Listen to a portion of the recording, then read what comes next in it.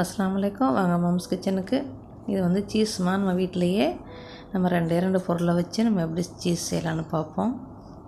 இது வந்து நம்ம ரொட்டி, சப்பாத்தி, தோசை, சிக்கன் பால் உள்ளுக்கு வச்சு சாப்பிட்றது, உருளைக்கிழங்கு பொட்டேட்டோ பால் உள்ளுக்கு வச்சு சாப்பிட்றது, பன்னுக்கு மேலே வச்சு சாப்பிட்றது, இல்லை 2 ரொட்டி இருந்துச்சுன்னா அதுலேயும் வச்சு பிள்ளைகளுக்கு கொடுக்கலாம். சின்ன பிள்ளைகளுக்கு ரொம்ப பிடிக்கும் இந்த ரசனை.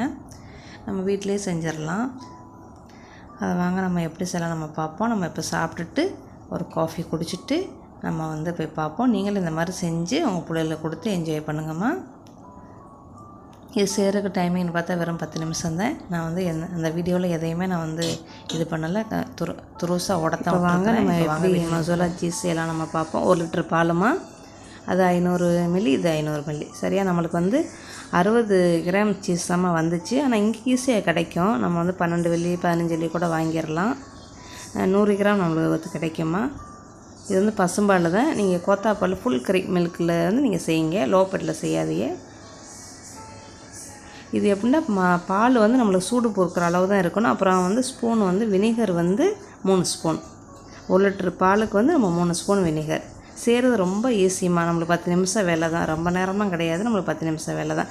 உடனே எதையுமே இது பண்ணாமல் இந்த ஆப்பம் முடியும், இந்த ஆப்பம் தான் முடியுமா, அந்த ஆப்பம் தான் முடியுமா நீங்கள் நினைக்காதே. நம்ம வீட்டில் என்ன ஆப்பம் இருக்குது, என்ன ஆப்பே முடியும்.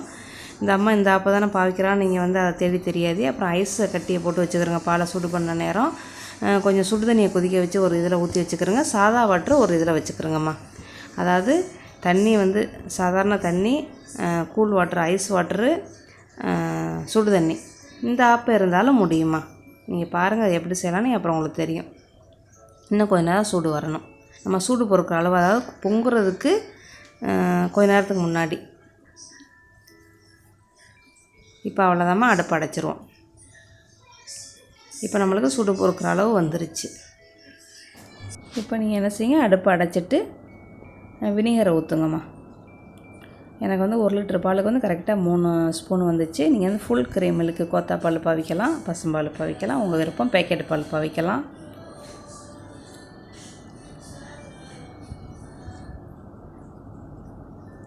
இன்னும் அந்த 1 ஸ்பூனே நான் மறுபடியும் திருப்பி ஊற்றிடுறேன். கரெக்டாக 3 ஸ்பூனு. எலுமிச்சம் ஜூஸ் ஊற்றுறதுனால நீங்கள் 3 ஸ்பூனு தான். இது வந்து பழக்கணக்கு. எலுமிச்சம்பழம் இத்தனை பழம் தானே சொல்ல முடியாதுமா, ஸ்பூனு கணக்குத்தேன், ஜூஸோட கணக்குத்தேன். வினிகர் இல்லைன்னா எலுமிச்சம்பழம் ஊற்றுங்க. இப்படியே அந்த சீஸ் என்ன செய்யுங்க, அப்படியே ஒதுக்குங்கம்மா. அப்படியே ஒதுக்குங்க. உங்கள் கை சூடு பொறுத்துச்சுன்னா நீங்கள் கையிலையே அரிச்சு எடுத்துடலாம்.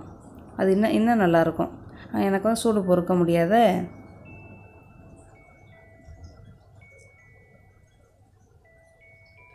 இது வந்து நம்மளுக்கு வந்து கொதிக்கிறதுக்கு இதில் நம்ம எடுத்துடணும்.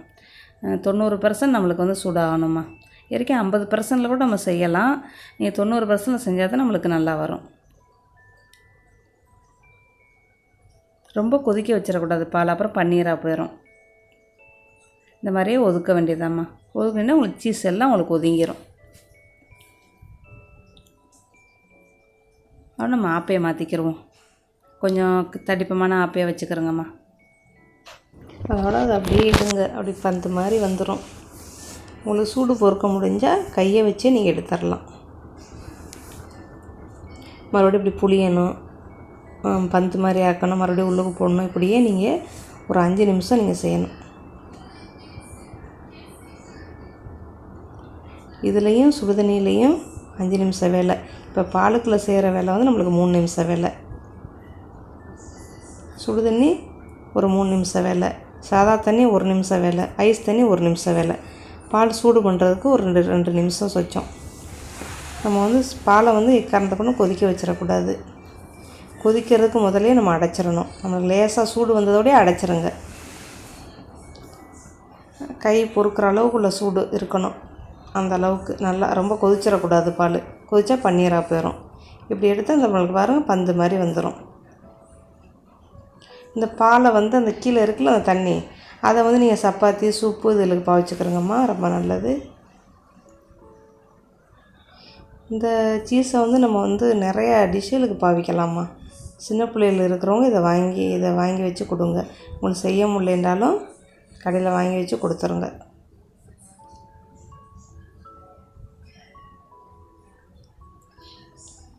இப்படி புழிஞ்சு பாலை எடுக்கணும். அந்த பாலெல்லாம் வெளியாக்கணும். மறுபடியும் சுடு தண்ணியில் போடணும், மறுபடியும் செய்யணும். அந்த மாதிரியே செய்யணும்மா. இந்த சுடு தண்ணிக்குள்ளே போடுறது எதுக்குன்னா நம்மளுக்கு அப்போ தான் அந்த சவ்வு மாதிரி நம்மளுக்கு வரும், இல்லைன்னா பன்னீர் மாதிரி போயிடும். இது வந்து நம்மளுக்கு வேலை மட்டும்தான் கொஞ்சம் ஜாஸ்தி. வேறு பன்னீரோட அதே ஜாமான் தான், அதே வினிகர், அதே பால், அவ்வளோதான். இது வேலை தான் ஜாஸ்தி. அதோட இப்படி புழிஞ்சு விட்டு மறுபடியும் உள்ளுக்கு போட்டு புளிங்க கொஞ்சம் நேரம். அது ஒரு 3 நிமிஷம் நீங்கள் இதுக்குள்ளேயே நீங்கள் செய்யணும். அந்த வேலையை 2 நிமிஷம் 3 நிமிஷம் செய்யணும். அப்புறம் நம்ம வந்து அந்த வெதுவெதுப்பான சுடு தண்ணியை ஊற்றி வச்சுருக்குறோம்ல, அதுக்கெல்லாம் போட்டுருங்க. நான் சுடு தான் ஊற்றினேன், கொஞ்சம் ஆறி இருக்கும்ல. இதெல்லாம் நம்ம ரெடி பண்ணி வச்சுக்கிறோம். இதனால தான் நம்ம ரெடி பண்ணி வச்சுக்கிறோம். சுடு பொறுக்கிற அளவுக்கு நீங்கள் தண்ணியை ஊற்றி வச்சுக்கிறோங்க. அப்படியே நச்சு விட்டு நீங்கள் வந்து இப்படி பிச்சு நீங்கள் ஒன்றா சேர்க்கலாம். பிச்சு ஒன்றா சேர்க்கலாம். சவு மாதிரி நல்லா ஒன்று சேர்ந்துடும். இதான் இதான் பதம். இந்த சவு மாதிரி வர்றதுக்கு நம்ம சுடு தண்ணியை போட்டு வைக்கிறோம். பாலை ஃபுல்லாக வெளியாக்கணும். உங்களுக்கு ரொம்ப சுட்டுச்சுண்டா சாதா தண்ணிகளை போட்டு அப்புறம் சுடு தண்ணிகளை போடுங்க. சாதா தண்ணி, ஐஸ் தண்ணி கடைசியில் செய்யணும். இப்போ போட்டு இப்போ நீங்கள் சுடு தண்ணியில் போட்டிங்கன்னா கொஞ்சம் உங்களுக்கு ஓரளவு சூடு குறையும். ஏன் ஒரேடியாக சாதா தண்ணிக்குள்ளேயே போட்டலாமான்னு நீங்கள் கேட்கலாம். சாதா தண்ணிக்குள்ளே போட்டோம்னா உங்களுக்கு அந்த சவு மாதிரி உள்ளது வராது. அதுக்குத்தான் நான் உங்களுக்கு எதையுமே வெட்ட கிடையாது. என்கிட்ட வந்து இந்த சீஸ் வந்து ரொம்ப பேருக்கு செய்ய தெரியாது. அதனால் நான் வந்து அப்புறம் எதையும் வெட்டி போட்டேன்டா உங்களுக்கு வந்து ஒன்றுமே பிரயோஜனம் இல்லை நான் வீடியோ போடுறதுனால. அதனால் உங்களுக்கு ஃபுல்லாகவே நான் வந்து போடுறேம்மா. இந்த மாதிரி என்ன செஞ்சு இப்படி பிச்சு விட்டு மறுபடியும் போலா மாதிரி செஞ்சு உருட்டி அது பாலை ஃபுல்லாக வெளியாக்கிட்டு கடைசி ப்ராசஸ் நம்ம ஐஸ் தண்ணிம்மா. ஐஸ் தண்ணியில் போட்டுட்டு மறுபடியும் சாதா தண்ணிகளை போட்டு நம்ம வந்து ஐஸ் பெட்டிகளை வச்சிடணும். 2 ஹவர் வைங்க, கரெக்டாக இருக்கும். இப்போ நம்ம வந்து சாதா தண்ணிகளை போட்டுட்டோம். இப்போ நம்ம வந்து புழிஞ்சிட்டு ஐஸ் வாட்டரில் போட்டுட்டு மறுபடியும் சாதா தண்ணிகளை போட்டுட்டு பிளாஸ்டிக்கை சுற்றி வச்சிட வேண்டியதும்மா. ஐஸ் பெட்டிக்கில் 1.5 மணி நேரத்துலேருந்து 2 மணி நேரம். ரொம்ப நல்லது, நீங்கள் 2 மணி நேரம் வச்சுருங்க.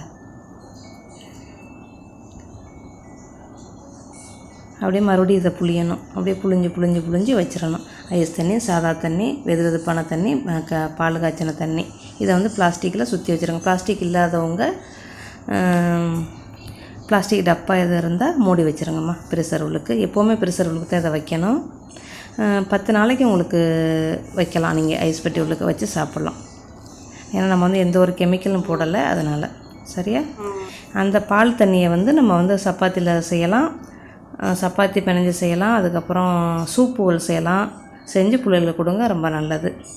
இந்த சீஸே பிள்ளைகளுக்கு ரொம்ப நல்லதுமா. நீங்கள் வந்து நிறைய இதில் நீங்கள் போட்டு சாப்பிட்லாம் இதை. அவ்வளோதாம்மா, ரெடி ஆயிடுச்சு. 1 நிமிஷம் சென்று நீங்கள் வந்து வெட்டிக்கிறலாம், திருவிக்கிறலாம். ஏன்னா ரொம்ப ஐஸாக இருக்கும்ல, அதனால் கட்டியாக இருக்கும். கெட்டியாக அரிக்கல் திருவினா தான் நம்மளுக்கு தூள் மாதிரி உழுவும். கொஞ்ச நேரத்துலேயே வந்து இதாயிரும், நம்ம பார்த்துக்கிறணும். ரொம்ப கெட்டியாக திருவவும் முடியாதுல்ல, அதனால் 1 நிமிஷம் சென்று திருவுங்க. அவ்வளோதான், புழுண்டு வந்துடும். இதை வந்து நீங்கள் எதில் வேணாலும் போட்டு சாப்பிட்லாம். இப்போ என்கிட்ட இருக்கிறது ரொட்டி மட்டும் தான் இருக்குது. இந்த இப்படி ஸ்லைஸாகவும் நீங்கள் வெட்டிக்கிறலாம். வெட்டுற கத்தி மட்டும் நம்மளுக்கு கொஞ்சம் ரம்ப மாதிரி உள்ளது வேணும். கொஞ்சம் சொனப்பான கத்தியாக வச்சுக்கிறோங்களேன். சின்ன கத்தியில் நம்ம வெட்ட முடியாது, பார்த்துக்கிறோங்க. கொஞ்சம் சொனப்பாக உள்ள கத்தி. அவ்வளோதாம்மா, திருவியாச்சு, ஸ்லைஸ் பண்ணியாச்சு. இப்போ நம்ம வாங்க, உங்களுக்கு ரொட்டியில் நான் செஞ்சு காட்டிடுறேன். ரொட்டியில் வந்து சில்லி சாஸை தடவி என்கிட்ட இதான் இருக்குது. நீங்கள் பன்னு இருந்தாலோ இல்லை என்ன இருந்தால் நீங்கள் போட்டு செஞ்சுக்கிறோங்க. போட்டு நம்ம வந்து ஒரு 3/4 நிமிஷம் இல்லை வந்து 1 நிமிஷம் நீங்கள் அவனுக்கு வைங்க. அவன் இல்லாதோ தோசைக்கல்லில் வைங்கம்மா. தோசைக்கல்லை வச்சு இப்படி மூடி வைங்க, உங்களுக்கு நல்லா வந்துடும். ஓகே, மீண்டும் சந்திப்போம். Like, subscribe, JJ Max Kitchen. Bye. See you. Bye.